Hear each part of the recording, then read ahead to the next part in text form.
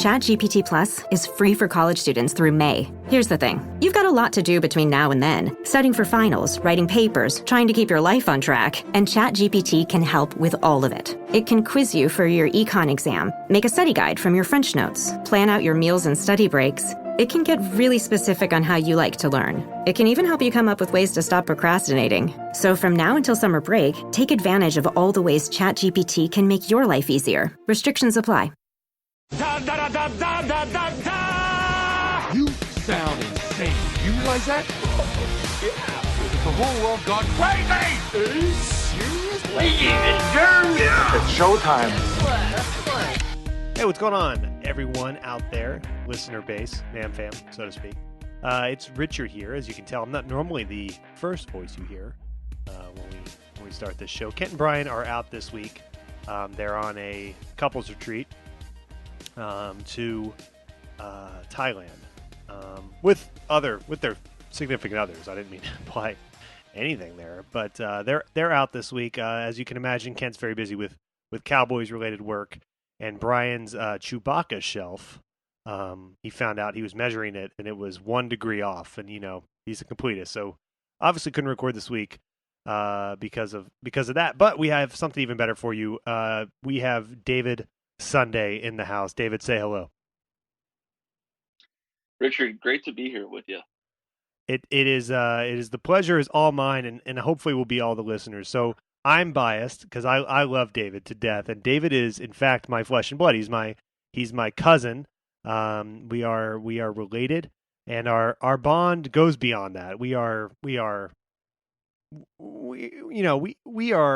simpatico like you wouldn't believe, and we're going to have a great show for you here. And there's no one I trust more than David on this. And it only took 6 years for me to get you on, so I came true to my word. Well, I mean, Richard, it's just such a pleasure to meet you here for the first time, and heard so much. Avid listener of the pod. Mm-hmm. I feel like I've gotten to know you via your movie kind of commentary here. Yeah. So when you say that we're brothers, we are in that. Yeah. I've listened to every one of your pods and written you 700 fan mail letters. I know. I'm embarrassed when you confuse me. Still awaiting a response. No, I will. I'm confused. I'm worried you're confusing me with Tim Ferriss, but same thing, really. Equally yoked. Right. So I'm just gonna put a word of warning out here. David and I are like I said, we're family. We have the same sense of humor, same sensibility on things. We're gonna talk about Dick Cheney and the movie Vice. If you're not a Richard fan, if you are a Kent and Brian stan all the way, probably not the episode for you. If you do enjoy my sensibility, get ready for it doubled, because we're going to go back and forth on quite a few things. But David, welcome to the show, and let's get into Vice and all things surrounding. But first, before we get into the movie, I wanted to ask you a little bit. So you and I are both history nerds and political nerds, big time, right? We have. Yeah. Sorry, Richard. I was topping off my Grenache just in advance of the episode. Yeah, so. David is live from Santa Monica. Are you at your commune right now? Are you right on the pier, or what's your situation? Are you with Tall? Well, was with Paul catching Pokemon on the pier, but settled in here with a nice Grenache. Right here in Santa Monica, I got a bowl of whole grain oatmeal. So I feel wealthy in spirit. So you're ready to. Yeah. Let's dig in here. Let's dig in, and if you could turn down the NPR in the background, I'd appreciate it. It's distracting, but we have a lot to talk about. So Dave and I are history nerds and political nerds, and we have this thing we call the Richard and David reading list, and we send books back and forth to each other. It's like a 2-person book club, and we go really dark into abscesses of American history and politics and economics and business and all things in between. A really similar taste on it. And one of the books we read this year, and then we both reread it for this movie, is Angler. And Angler is a history of the Cheney vice presidency. So it's a little bit different from this movie in that this movie really focuses on the rise of Dick Cheney as well as his prominence as the vice president. Whereas the book Angler, which I think you would also recommend, is just a micro focus on his vice presidency. So Dick Cheney's a really fascinating fascinating character. And hey, just go ahead and hold all your emails for us, whether you think we're not hard enough on Dick Cheney or you think we're too hard on Dick Cheney, or you're saying save politics. It's a political movie with political content.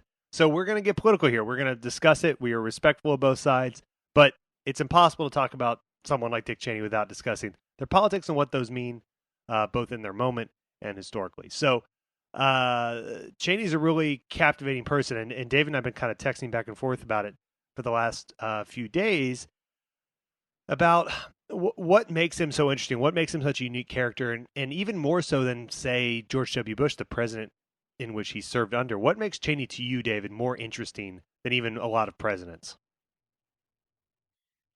You know, when I think of Cheney, and the movie did, I think, really, give this a good swing, and tried to work this in, but Cheney is the consummate operator.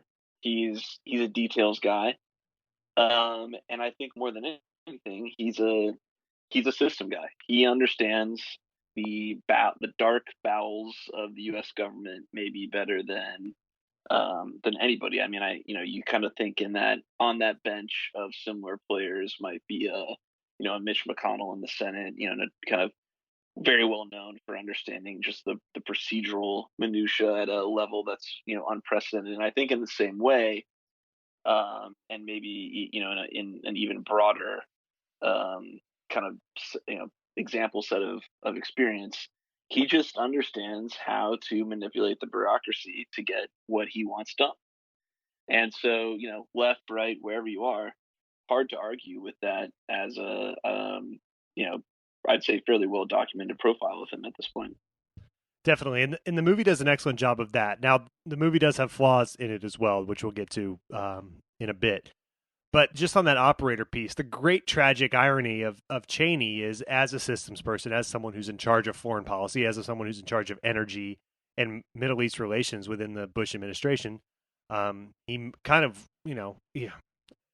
whiffs is a hard thing because it's not the most obvious thing in the world. But his big gaping flaw is they miss any warnings on 9/11, and so that's someone like if you were going to have anyone catch that, you would probably have picked Dick Cheney, either out of paranoia or, as you said, a master of bureaucracy or systems, a master of intelligence in a way.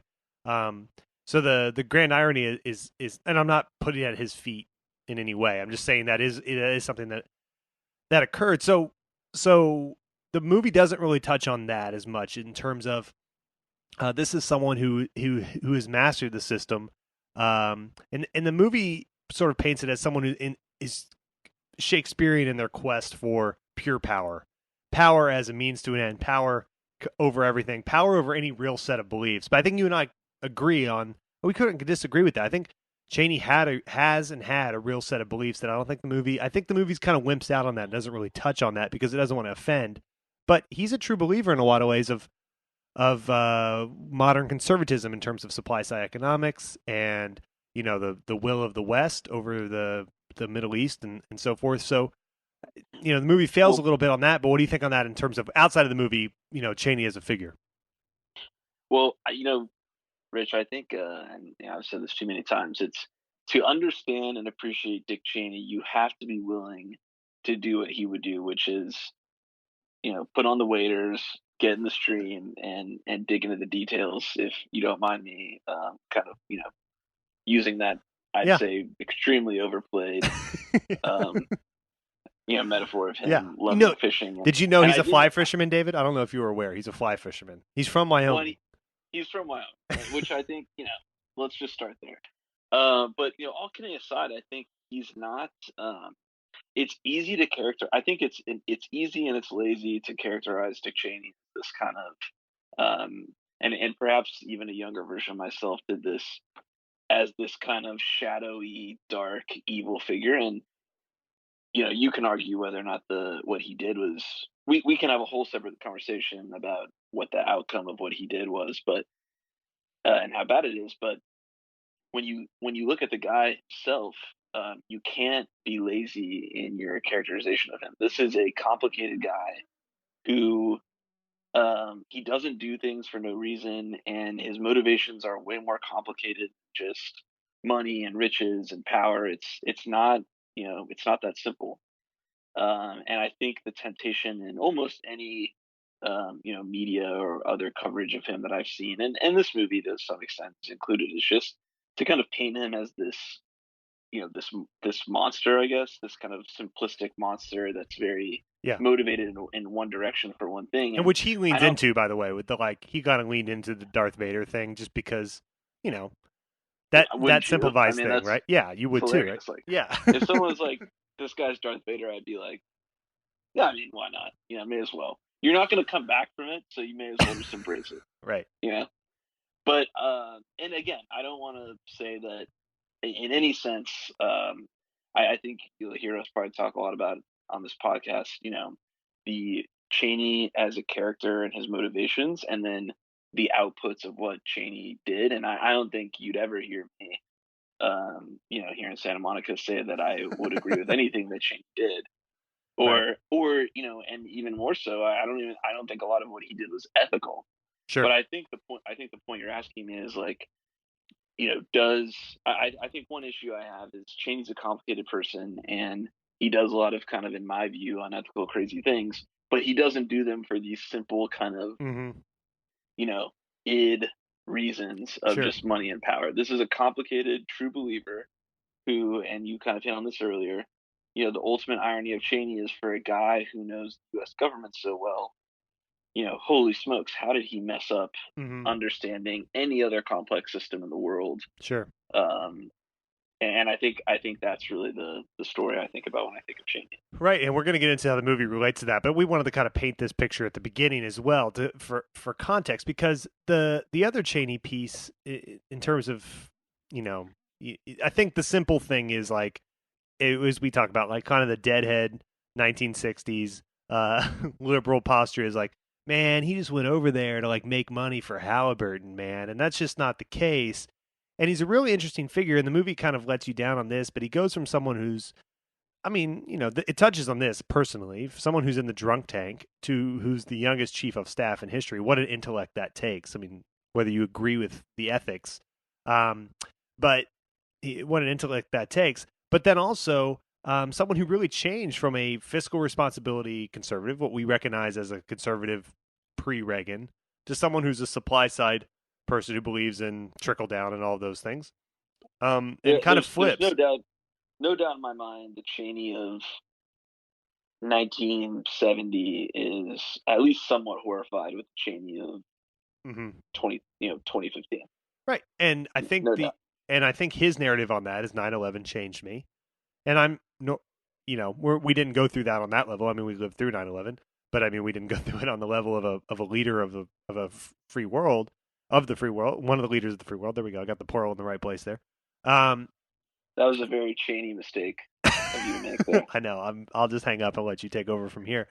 So, am I the free leader of the world, or am I not? Right. And we're going to talk about that in a second. That's my next question for you: is the Addington Joe piece. But did I mention, Richard, that Christian Bale? I don't know if I'm in Los Angeles. Possible that he's within 100 yards of this podcast. I'm not saying that it's true. He is a Santa Monica guy, right? So he could be. He's zip code of you right now, so he could hear. You might be Christian Bale in character. We don't know. It's all possible, and I think we all know how accurate Celebrity Net Worth is. According to, I'm not saying this. Celebrity Net Worth is saying which is you can't argue with it. The only thing more accurate is Wikipedia. Yeah. Only thing, and I'm basically, I confess it's actually me, Christian Bale, in character. So. Yeah. No, I get it. Yeah. All right. Go ahead. No, that was great. Okay. No, I wanted to touch on that, on one other thing, because the interesting thing with Cheney is in the power of the vice presidency and the what this movie dances around but doesn't get into the nitty gritty on, and I understand why, it's a narrative film. Is the way he went about getting his power, meaning he had this team of constitutional attorneys, Addington and it's Cho, right? I always think I have that wrong, but I might just be or is it it's Wu? It's you. You, pardon me. Gosh. Okay. John Pardon. Yu. John Berkeley guy. Yeah, I always get the Berkeley part right. I get the pardon me. is the these brilliant, technically brilliant attorneys who just sort of skirt the law in some ways. And this isn't a conservative or liberal point. I'm saying they, you know, they sort of frame the executive in a certain way and used constitutional legal language to give Cheney and also Bush vis-a-vis through Cheney a certain power just because they wrote it. I think that's really interesting, right? That wasn't passed by anything. You have some thoughts on that, so I'll let you can speak to it better than I can. I think it comes down to a couple things, and again, just thinking about it tactically, Cheney recognized that this kind of very obscure office called the OLC, Office of Legal Counsel, in some random interpretation of one paper, allegedly has the ability to kind of unilaterally set how the executive branch interprets the law. And so classic Cheney understands that exists, hires Addington, who we can go into later about his kind of profile, but leverages the OLC to basically just decide how the Constitution should be interpreted. And I am definitely not a scholar of constitutional law, and not someone who spends a lot of time thinking about what the document you can do use. carry But your I think you do carry your Cato Institute Constitution with you at all times. Well, in your breast pocket. I mean, I'm American, so you don't.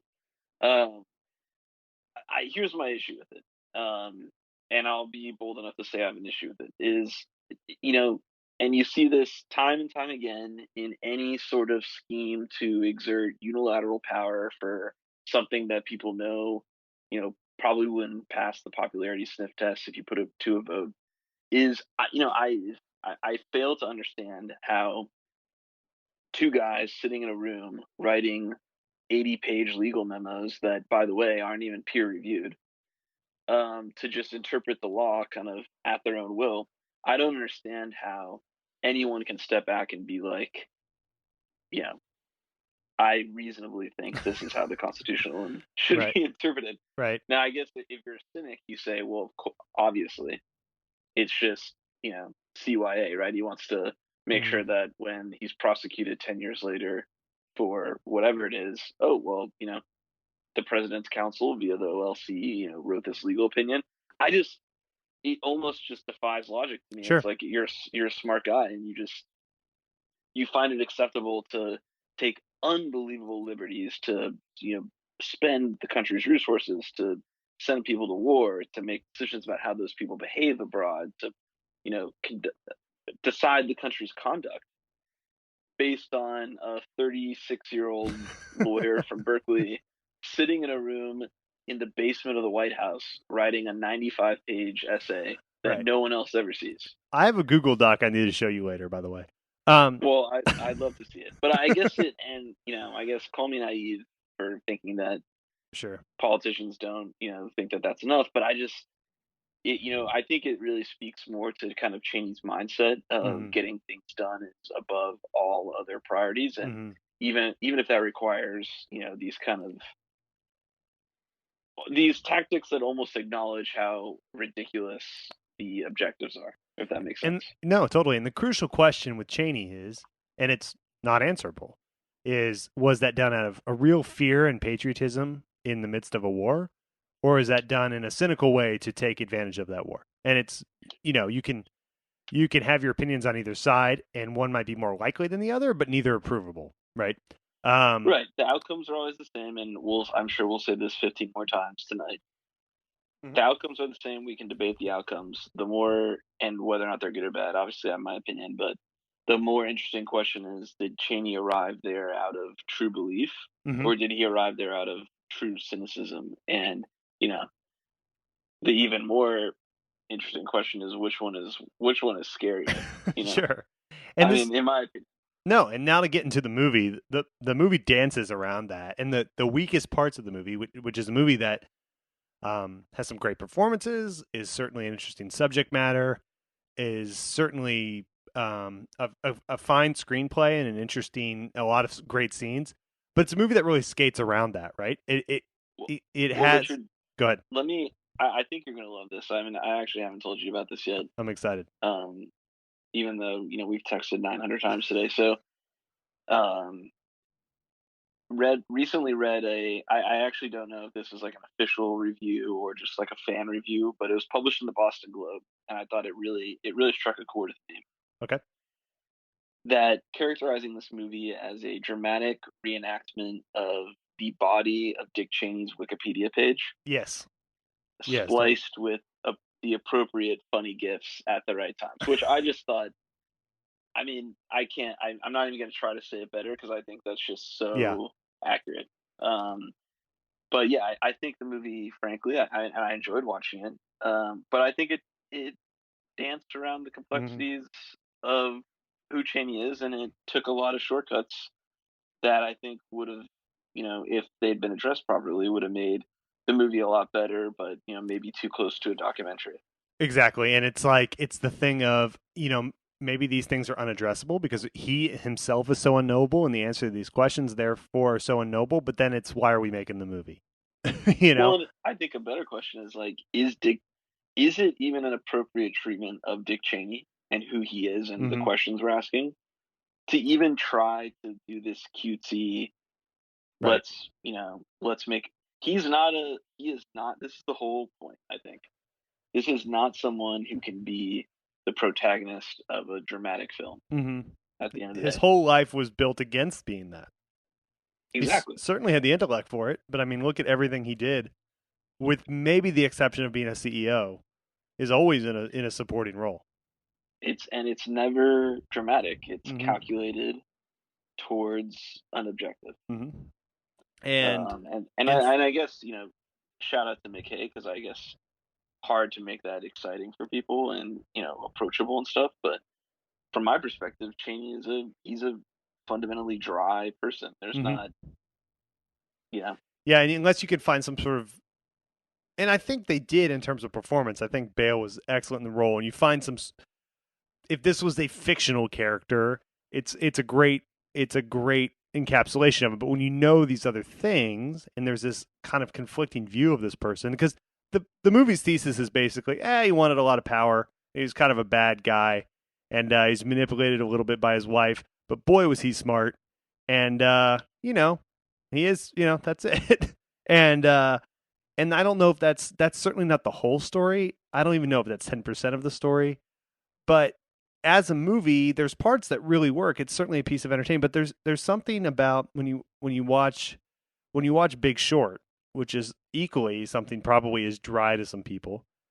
McKay was able to make that not only pop, in terms of theatrical entertainment, a movie that's really fun to watch, has some great performances, it's a great script, it's funny, it's interesting, and it's about the freaking mortgage crisis.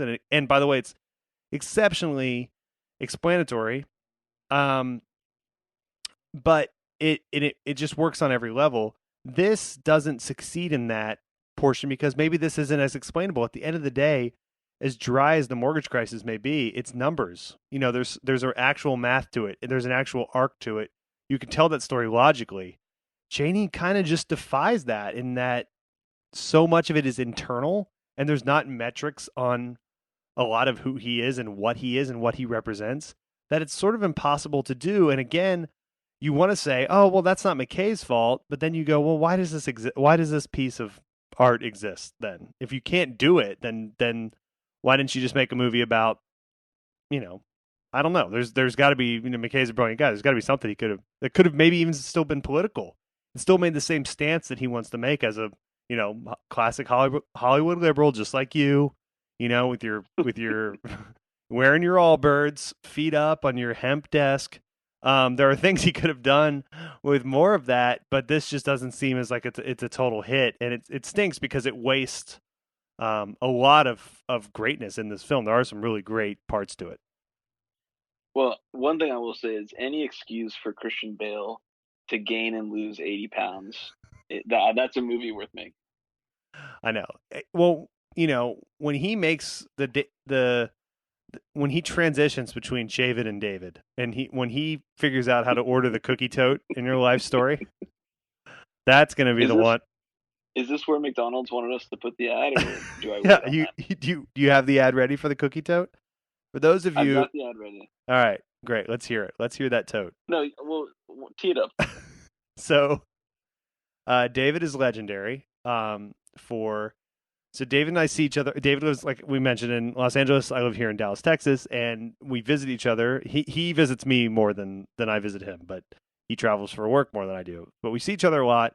And David is his classic move is to sneak away for a minute. And for those of you who don't know, on Uber Eats, McDonald's will deliver you a what's called a cookie tote, which is a literally basically a Happy Meal box kind of tote bag full of 13 fresh baked chocolate chip cookies, and it's like $3.99. They deliver it, and David likes to make these appear at the most random times throughout an evening. The best First one of ever. all, it's hilarious. It is. It's your best Second bit. of all, you're not gonna lose any friends when 13 freshly baked, doughy, soft McDonald's cookies arrive. That's Absolutely true. That's how to win a room over. And just so you know, you cannot go to McDonald's and order this. I believe it's an Uber Eats exclusive item. But I remember we were in Santa Monica. I had no idea where we were. I had landed that day, and we went to an establishment for beverages, and we had a few beverages, and we had Ubered there because we had been somewhere else. And you told me it was like 1 a.m. You said, I'm going to get an Uber home, and I said, great. And we stood outside the place, and the Uber pulled up, and I started to get in the car, and the guy goes, no, no. And he just hands me a bag full of McDonald's, and I open it up, and there was a cookie tote inside. And then you told me that we were 3 blocks from your house, and we just had to eat this. That's the greatest toting of all time. That's the legendary toter. Well, they're great. They're great endurance food, and they're portable. And those were the two things here in the script that McDonald's wanted us to Absolutely. highlight. So head over to Uber Eats /ma'am, and for the normally the cost of $3.99 for a cookie tote, you can get a cookie tote for $3.99 using our promo code. Anyway, do the math, folks. It's 13 cookies for $3.99. Delivered, by the way. That's the best part. I actually don't think you can beat it on slice and bake. I've tried. I've done the math. It's complicated. Yeah. I don't think it's possible. Well, what people don't factor in is the electric bill, or God forbid you have a gas stove, then you're looking at $14 to cook those cookies. It's better just to hit the button on Uber Eats. You could be at a park. Let's just say you're with your lady and you've got a picnic set up, maybe a little wine, a little iced tea. You've got some little crackers and cheese, and you're like, I could use a little sweet tea or a little sweet flavor right now. 2 buttons on your phone, cookie tote arrives at the park. I mean, what's better than that? And that's definitely going to get you a second date. So that's free advice from us here at Mad About Movies. But back to the film. So you were talking about the more interesting one, I think, because I think there's more evidence on this person. So we're talking about that kind of reality distortion field, and I hate that term because it's so overused with Steve Jobs and all that is. But Chaney's the ultimate creator of that. Go ahead, Rich. I know where you're going. I love it. Before you get there, just closing out our last thought, kind of on the potential laziness of the film. To me, the worst offense the film committed, which I think so many films about this administration do, is that somehow George Bush was not complicit in creating the powerful position that Cheney had in his administration, that he was hoodwinked, that he's this idiot. Nothing drives me more crazy. And I'm not necessarily a Bush fan. It's such an overplayed kind of lazy narrative in my mind. I honestly think George Bush knew exactly what he wanted. He wanted a COO of the government. He wanted to, pick 2-3 projects that were really passion projects for him. He wanted to be the face of the nation. But this is a guy with an MBA. He doesn't want to be 18 floors underground with John Yoo writing a legal opinion about. I mean, we're laughing, but no, I just think it's such an easy narrative to fall into, and I get it. I don't like the Manchurian candidate, and it's just it's easy. It's the Southern thing. He's got a twang, so he's got to be dumb or something. Oh, he must be dumb, right? you know, I'm not saying W is the sharpest tool in the shed, but I think he knew exactly what he wanted. He knew that he needed experience during this campaign, and to think that Cheney somehow just like, got a fast one on him and started controlling 95% of the government, that's absurd to me. Yeah. Do I think that Cheney knew once in the administration? Do I think that he is a good politician and knows how to control the narrative to get what he wants done? Of course. I guarantee you that happened in the Obama administration. It happened in the Clinton administration. I mean, the president is deluged with so much information. The person who can control the most obviously wins. It's not rocket science, but I just thought, that was disappointing to me. It was, and that performance, I think Rockwell's really bad.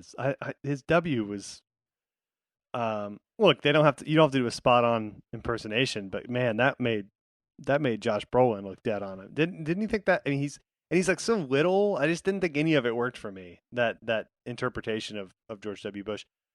And no, that's also interesting because the that whole Manchurian Candidate thing has been done a million times. It's lazy, it's boring, but yeah, it's not unlike a million things. It's, and by the way, not even necessarily the wrong decision as someone with an MBA background to say I need an operator in this role. It's it's not even like a dirty secret. That's a really normal thing to decide, as you Well, mentioned. it's like I've never worked in Washington. I've only run a state. Yeah. You know, maybe I should hire a most experienced conservative. Yeah. Anywhere. The other piece of that is the Rumsfeld part. So that's a more interesting character and probably a more interesting protagonist of a film because you have Carell who's a great actor as Rumsfeld, but Rumsfeld's a really interesting person because he has that true facade of this kind of oh gosh golly oh shucks guy. But as Carell has mentioned on the press tour for this movie, all you need to know about Rumsfeld is Richard Nixon and Henry Kissinger were like, that's the guy you need to look out for because that guy can get what he wants and he'll stop at nothing to get there. That's maybe more of an interesting. I would almost be more interested in a Donald Rumsfeld movie with Cheney as a side character than this. Well, I mean, I believe there's already been a movie made about Donald Rumsfeld called The Dark Knight. what? Also featuring Christian Bale. In Oh, case you didn't know. Right. I didn't know. I've never heard of that film, and certainly have not sent you the "Here we go" gif every time one of us lands in each other's city. I feel dirty and guilty for falling in. That was just such a cop out joke. It was easy. It was easy to make. Yeah, I could have done. Uh, I could have really chosen any Batman movie and made Rumsfeld the antagonist, and probably gotten between 3 and 6 chuckles from your audience. But I apologize. I just want to come clean. I was lazy, and I'm sorry. You know what? We don't accept your apology, and you will be. I'm going to send you all the crappy emails that we get that are not about R. Kelly. We'll send you the non R. Kelly related emails.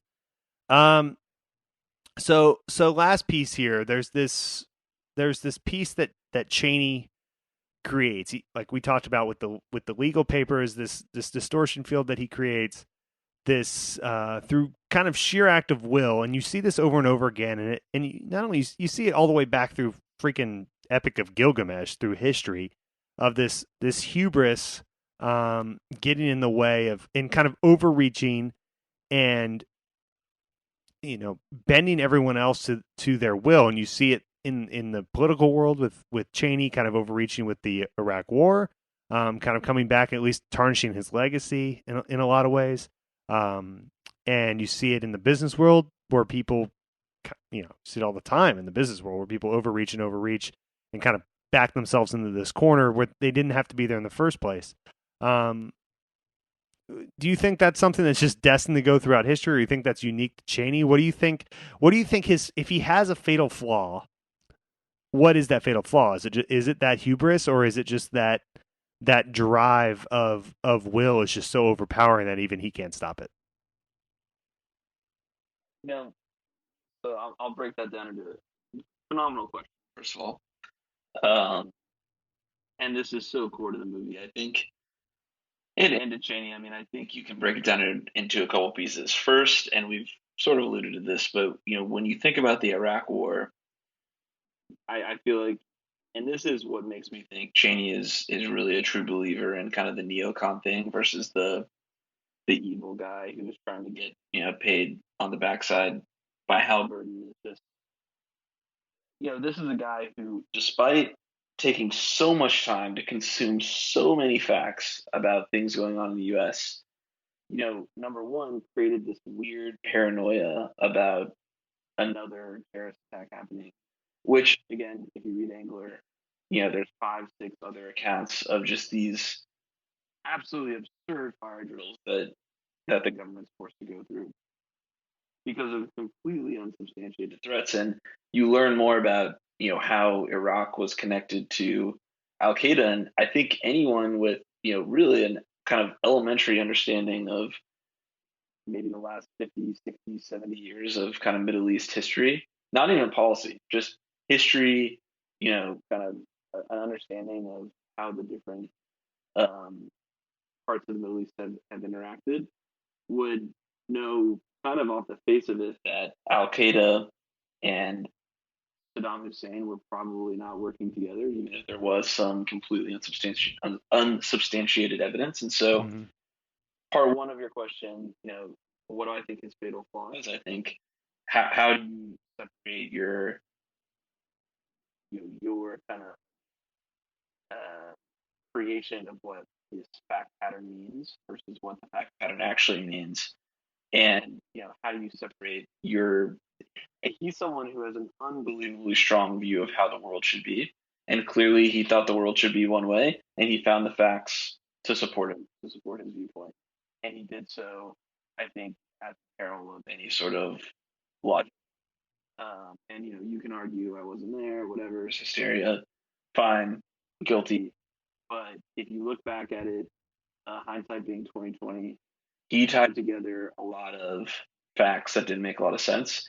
I think the second part of your question is, now, what kind of weird and fraudulent manipulations do you start to commit to get people to believe your irrational view of the world? And you see this in Bad Blood too, which is a book on our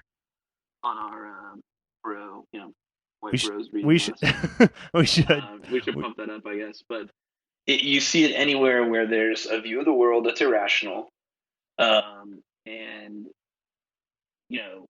and you're making Steve Jobs. Steve Jobs, again, I know it's so cliche, had a lot of irrational views, but backed it up with execution. I think the common theme between Bad Blood and Cheney is there are no facts that back up this view of the world, and so to get people to buy into it, they either have to leverage them by threatening them, which Cheney did many, many times, or they have to create false validation, which Cheney also did by writing these absurd legal opinions and lining up people and said, "Well, you believe it, you believe it, so why don't you believe it?" And I think Cheney's fatal flaw maybe is just getting so wrapped up in the execution of that vision, and being unable to step back and see what was really going on. I'm not saying I don't think he's a dumb guy. I don't think. I guess I'm painting him to be this kind of naive character. I don't think that's the case at all. I just think this is a guy whose greatest paranoias were validated by something that happened one time, and that I think in his mind gave him license to do all these other things that now looking back really they weren't logical and they didn't make any sense. But he's so effective at getting it done that he did. Yeah, I think a lot of us can relate to that in our work life, our personal life, where you have this true belief, and whether that comes from quote unquote your gut or your some set of principles or whatever, and then you're kind of in too deep, and you can choose to do one thing: the humility of, oh my gosh, I was wrong. I was right on these 99 things, but I was wrong on this one. Let's back up and get out of here. Or you go, no, I was right on these 100 things.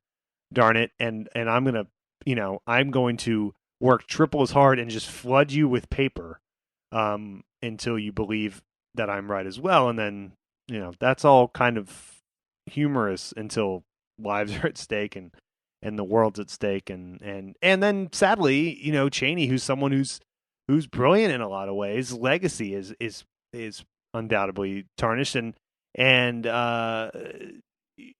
I think as history goes on, because the buck stops here, pun intended, politically, but George W. Bush gets a pass on some things because Right, people just assign all the people. Because he had Bain working for him, and I just think that's absurd. If you don't think that Right. that GW is right there, believing all those things, approving all those opinions, and equally complicit Right. with any decision made in that administration, I think you're absurd. And now GW can get on Kimmel and show his paintings of wounded veterans, and it's kind of like, wow, Yeah, that's pretty bleak. I don't know. It's a little bit dark. it is.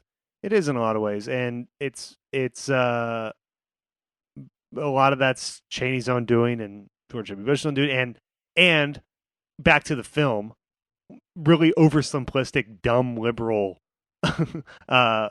media as well is doing as well, because that's the picture they paint here.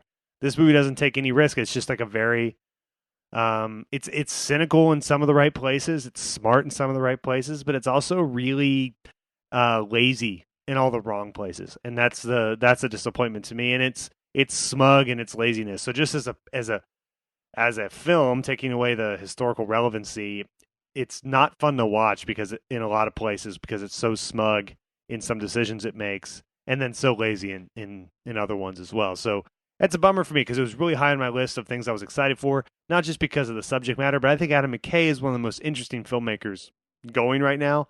Obviously I love Big Short, but I love his comedies as well. And the reason we bring up Bad Blood, which David mentioned a minute ago, that apparently is his next movie, which is about Elizabeth Holmes and Theranos. And maybe, like I was saying, because there's more sort of known quantity with that story, this is maybe something he can add his little flair to and make more interesting. But something as ambiguous as Cheney, and look, how you feel about him politically may not be ambiguous, but his motivation will always be, because he's so guarded. Then it's funny. I think for someone who's just so polar, I mean, I have a visceral reaction when you hear that name, and it's just yeah, it's funny because the reaction to him is so 1 or 0, and yet the person itself is a pretty complicated thing. I think where you're getting at is, I wouldn't argue the same thing at all with that blood story. Yeah, no, I think. Well, I mean, just for the love scenes alone, I think you're excited for those with Bad Blood, right? Of course. One really important theatrical, device that I think we've glossed over here is and I don't even know if this is intentional, but any good kind of biographical movie about W starts with him drunk driving and ending up the way he was. And it's kind of interesting. Cheney starts as this roughneck, the same way. I don't know if this was intentional, but it's like, here's a guy who started out the same way W did, basically being a disgrace to his family, and through the complete opposite path ends up in the same place. I thought that was I don't know if that was intentional, but thought it was interesting. No, that's actually, I had not thought about that. That's a really, really interesting point. Oh yeah, that has to be intentional too. But yeah, these two simultaneous paths in other directions. One through, and I don't mean this negatively, because I think politics on a certain level is, of course, this. I don't mean to make George W. any lesser than other politicians, but W really did it through kind of a showmanship. Buying a baseball team, making myself it was a public relations rise to the top, and that's not any less. It's just that's how think of someone on the opposite end of the spectrum. Barack Obama was in a lot of ways a public relations creation in his rise to the top as well. So by all accounts, someone who just compared to W, way more excited to dig into the meat of things. And I think it's a good lesson. The lesson I take away from this is, and I'm not always good at this, is just, you can't, it's so easy to get by today with not having to appreciate the nuance. And I think Wikipedia culture, man. And that the movie ironically disproves its thesis, right? Because it's, speaking of theatrical rises, though, can we just talk about Tall. what was going? Oh, Tall is, and I'd love to hear Tall's opinion about this, but if we could get just the Richard Barton assessment of maybe the weirdest bedroom scene I've ever seen in my Yeah. life. Well, What can we just talk about that? I mean, what was good? Was that yeah. how did we go from Halliburton CEO to weird Shakespearean poetry to just something that made me so uncomfortable? And I won't spoil it for the people who haven't seen the movie out there, but I mean, Now we're in I spoilers. was sitting I Yeah. was sitting in the movie theater by myself With watching one this movie, with one old and lady in Minneapolis. Set the and I stage, man. Paint a really picture. I badly wanted to leave. I was extremely uncomfortable in that situation. Well, I mean, that goes deep. You and I can go deep on genetic and cultural things that make us always uncomfortable in those sort of moments. But even in our own bedrooms. But I've tried to repress that thing that I mean, I tried. It didn't work. it didn't. That Wow, it was new level for horrible. you. Something you couldn't Yeah. repress, man. And they said it I know. couldn't be done. no, but yeah, that was that's I think that's McKay just taking swings and doing stuff. But boy, man, that was uh I was oh yeah, very, something I don't and think it you can unsee. And everyone, I didn't expect it because everyone was like, what do you think Cheney would think of this?" And the move was like, I don't think Lynn would like it very much, but I think Dick wouldn't be bothered by it. And then you see that scene, you're like, nah, I think he super would be. and then just the final point here on the makeup. I mean, Oh yeah, unbelievable. Christian Bale down to the gold watch and the weird, veiny hands. I just unbelievable execution. yeah, and Um, and that really, combination of the real life weight gain and uh face changing stuff that Bale does, as we've seen him do a million times now, is sort of his calling card, which stinks because I would hate for him to be um he's such a god. He's good, man. And I hate that he's kind of in this gimmick of persons like, oh, he was the machinist, and then he was Batman, and then he was the fighter, and there's someone that just goes up and down with their weight because I Vincent D'Onofrio went through that a lot in the 80s and 90s, and they're both such good actors. Bale even also being a movie star to me too. I hate that he's gimmicky in that, but the combination of his dedication to this, and I think the one other point I wanted to make in Bale's credit, I'm glad Bale is getting for any awards that this wins. I think Bale will get the majority of them, and I think what's great about his performance is, the movie takes this really cynical angle at Cheney. Understandably, it comes from an opposing political view, and then even if you're on Cheney's side of the aisle, he's a hard person to reconcile with just because he's so gruff.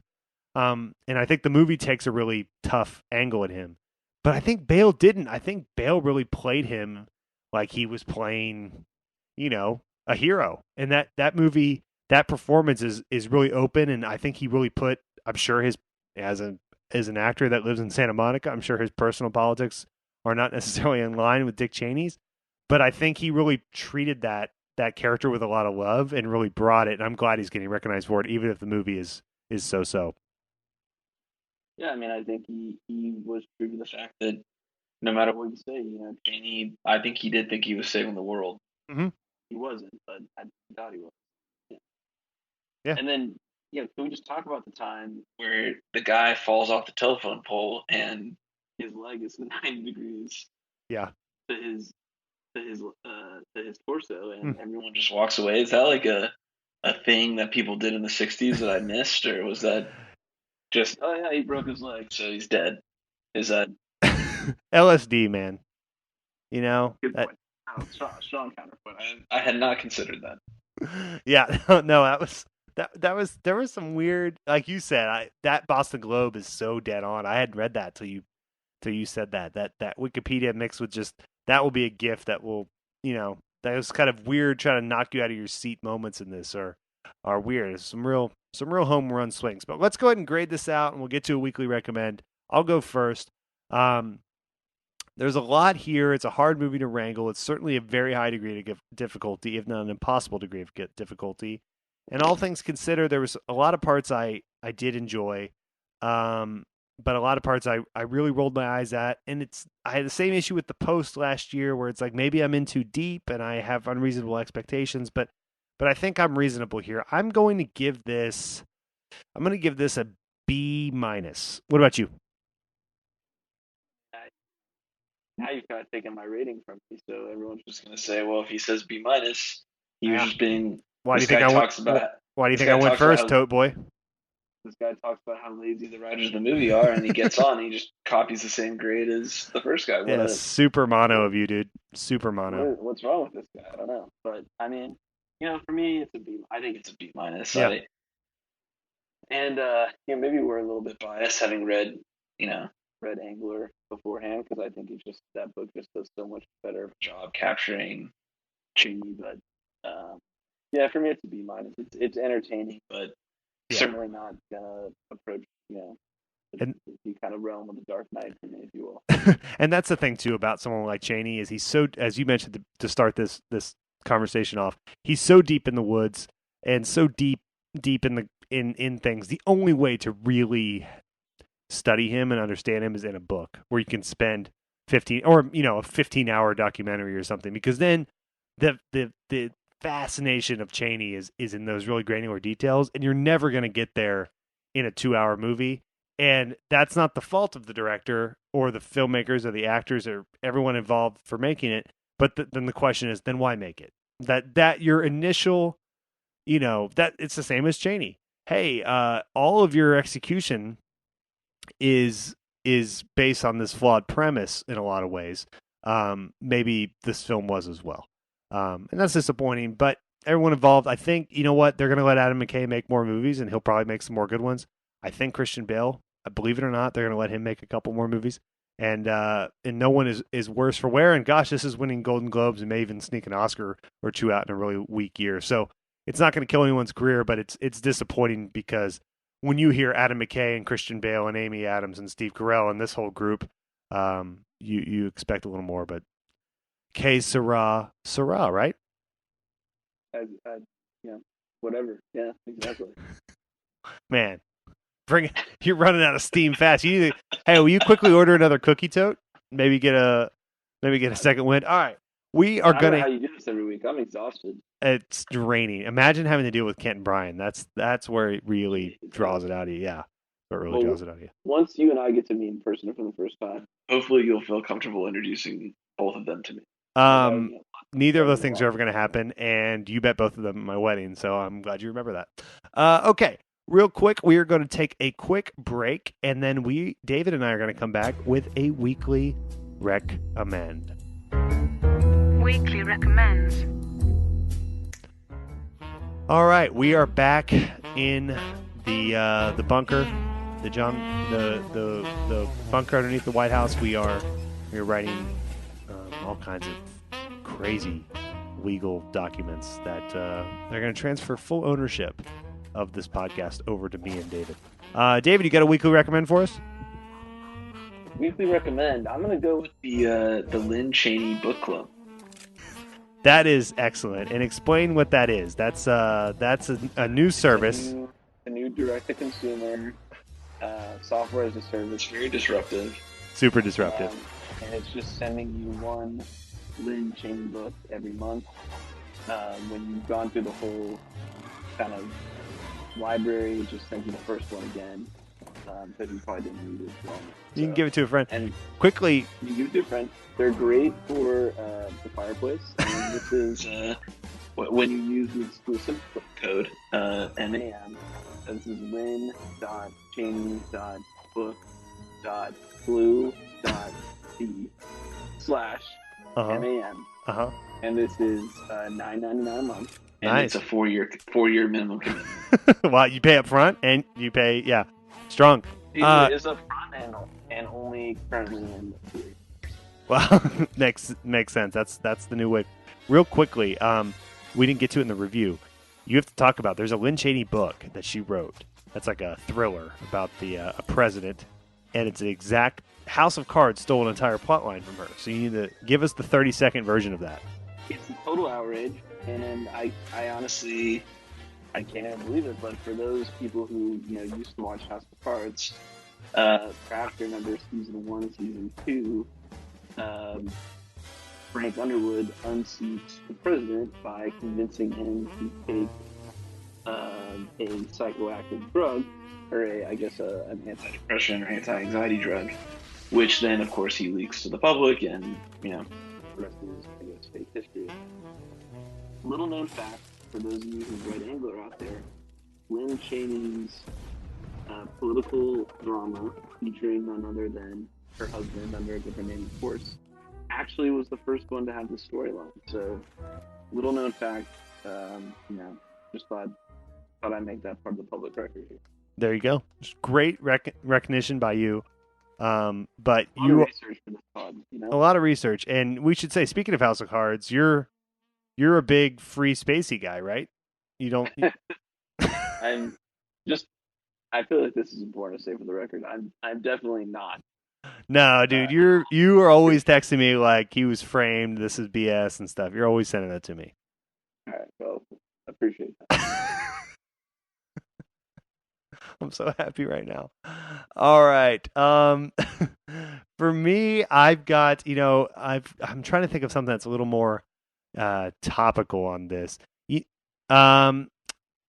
Man, my weekly recommend. Normally Kent stalls for me here, and then I can do it. I'm trying to think of a good book on this because I've recommended this before. You know what? I'm just going to go. I'm going to go. If you want to make sure you can afford the Lynn Cheney book club. I know I am. Well, this Ethereum. I'm trying to transfer all my money over to Ethereum in Robinhood.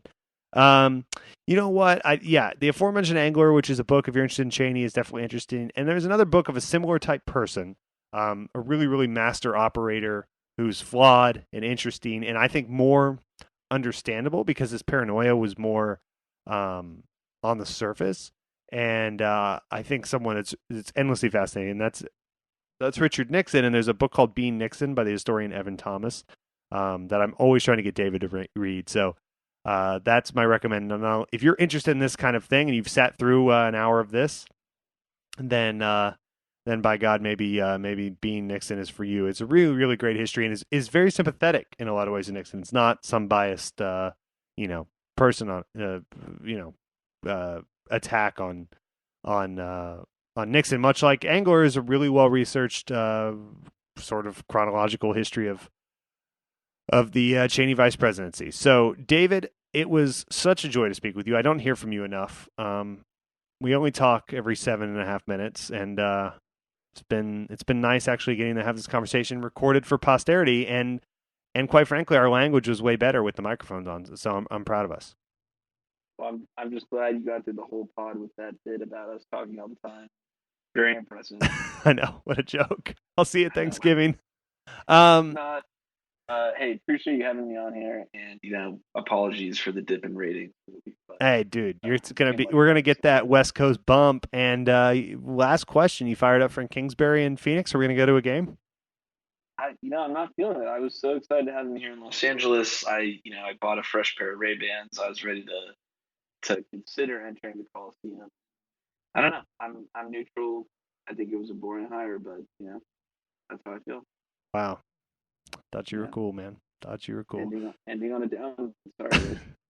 Well, you can catch us next week. We'll be back in it. This is the last movie, I think, of 2018. We have to cover of the big ones, and then we'll catch up on some stuff too. But we're gonna start 2019 right next week with Kent and Brian back in the fold.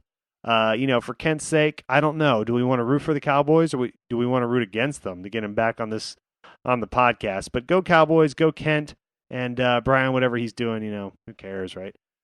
David, thank you for coming on. The pleasure was ours. Come back again sometime, Maybe we'll have a better microphone next time, We'll be able to connect. It'll be way better. All right, love you, buddy. Have a good one. Hey, baby, I hear the blues are calling. Tossed salads and scrambled eggs. And maybe I seem a bit confused. Yeah, maybe, but I got you pegged. But I don't know what to do with those tossed salads and scrambled eggs. They're calling again. Scrambled eggs all over my face. They're making me yah-yah. Your salads